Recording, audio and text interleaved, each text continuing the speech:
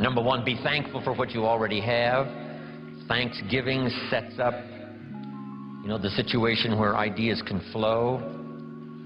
Here's what locks up the doors of opportunity for good ideas, and that's cynicism. All you have to be is a practiced cynic.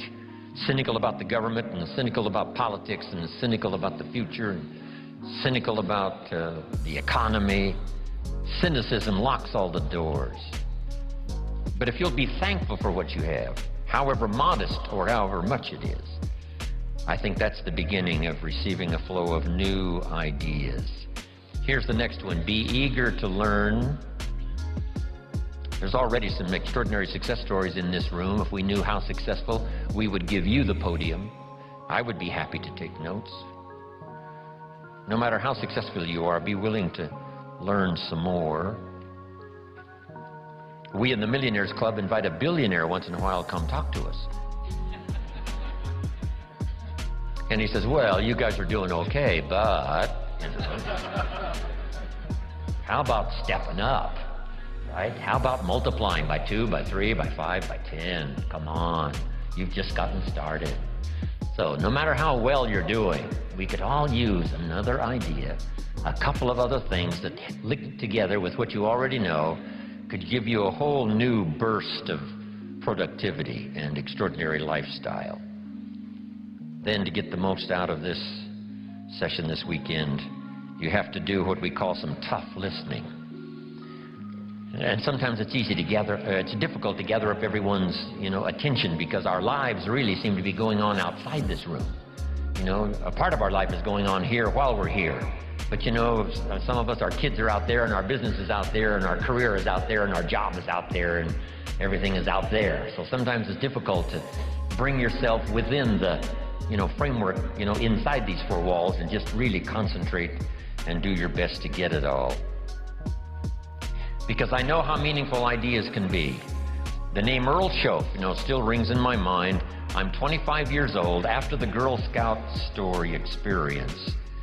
I'm introduced to a man who I had a chance to go to work for, and over the next 5 years, the ideas he shared with me not only made me rich, but gave me the foundation for a long-term career of sharing ideas, building business, making profits, hopefully wise investments, made an extraordinary contribution to my life.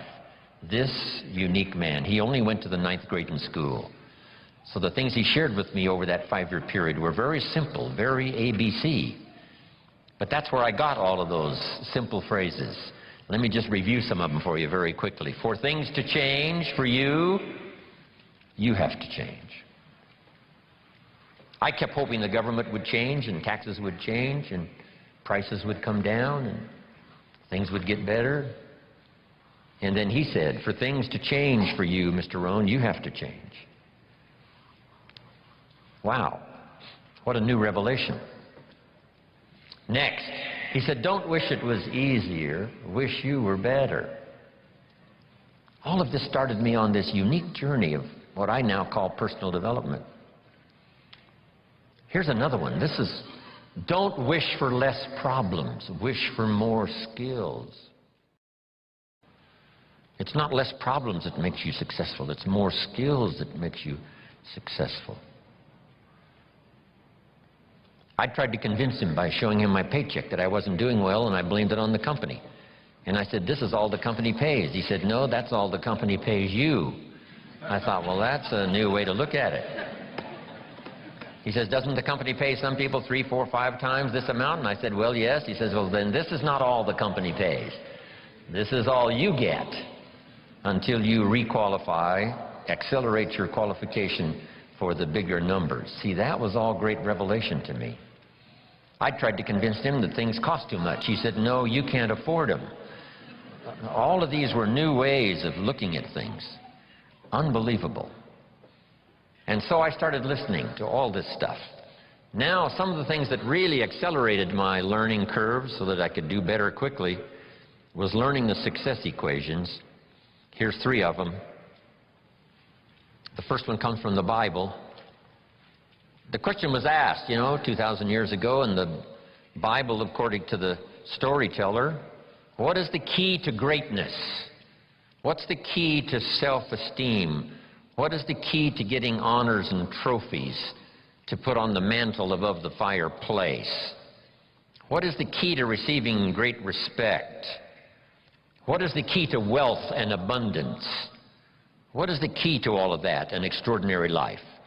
And here's the answer that was given, capsule form. According to the storyteller, the answer was, find a way to serve many people. Find a way to serve. Find the ways and means. Start rendering service. The more you serve, the greater your fortune. Service to many leads to greatness. Key. Next, John Kennedy. Speaking of politics today, we're surrounded by political speeches. Here was one of the best, John Kennedy, on his inaugural to be President of the United States all those years ago. Here's what he said, "Don't ask." Wow, don't we wish that was the current political philosophy? Where is John Kennedy? Where is he? John said, "Don't ask what the country can do for you. Ignore these promises of what everyone's saying what the country can do for you."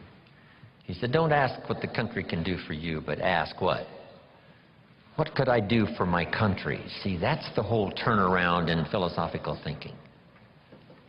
By asking, you receive so little. By serving, you receive so much. So rather than settle for the pennies of what someone could do for you, why not turn it around and find some way to serve? It's a pretty simple process. Here's what I taught the Russians. Johnny mows Mrs. Brown's lawn. She pays $3. Every time he mows her lawn, he collects $3. Thinking in terms of what could I do for my country? Surely Mrs. Brown is one of the members of the country. So he mows her lawn and collects $3 and starts what we call an income and a career. Now what's next? And here's what the Russians were excited about. What if Johnny gets Pete to mow Mrs. Brown's lawn? She still pays the $3, but now Johnny gives Pete $2 for mowing the lawn and keeps $1 because he's the one that got the work. Now we have the beginning of an entrepreneur. Now we have the beginning of fortune. Here's a good note to make. I started part-time on a little adventure learning skills and disciplines, and here's what I began to say with my little part-time job. I said, I'm working full-time on my job and I'm working part-time on my fortune. And the reason is because I found the mechanics. I found the philosophy. I started working it, serving other people.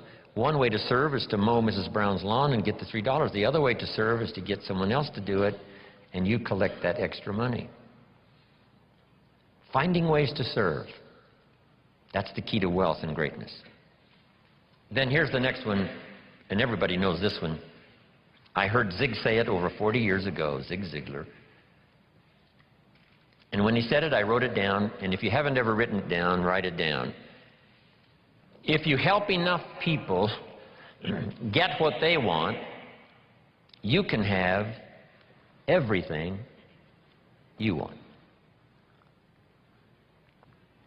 If you help enough people get what they want, you can have everything you want. When I heard Zig say that, I wrote it down, and maybe you want to do this. Underline the word everything. That's what was intriguing to me about this sentence. So these are the success equations. This is the wealth formula from the Bible, from John Kennedy, from Zig Ziglar. Now, make these notes. In the journey of personal development, one of the first things to learn is the lesson of the seasons. Let me cover as much of this as I can before we take our first break for the day. The lesson of the seasons. For your notes, life and business is like the changing seasons. One of the best ways to illustrate what's happening in your business, what's happening in your life, is this illustration of the changing seasons. Frank Sinatra used to sing, "Life is like the seasons." Now here's what's next. You cannot change the seasons. One of the things to, come to grips with is what you can change and what you cannot change. You cannot change the seasons, but here's the next phrase, but you can change yourself. Therein lies the chance to live an extraordinary life, learning to change yourself. In an economic sense, my mentor put it this way: to climb the ladder of success as high as you wish to climb, here's the key: work harder on yourself than you do on your job. Work harder on yourself than you do on your job. He said if you work hard on your job, you can make a living, which is fine. But if you work hard on yourself, you could make a fortune, which is super fine. Then let's put it in philosophical language. Two things on economics philosophically. Here's the first one I learned. Your income is primarily determined by your philosophy. I didn't learn that until I was 25 years old. They never taught it in high school. I went to college one year and never heard it. Your income is primarily determined by your philosophy, not the economy. Then when I finally understood that, I got excited about it, because I knew I couldn't change the economy, but I was assured that I certainly could change my philosophy. And I did that. And here's the philosophy. Success is something you attract by becoming an attractive person. Success is not something you pursue. It's something you attract. So the key to the better economic future is to become an attractive person with an attractive personality, an attractive list of skills, your knowledge of the marketplace, your ability to deal with a variety of personalities, all of those things that anyone can learn with a bit of study, practice, repetition. So the key is, you cannot change the seasons, but you can change yourself.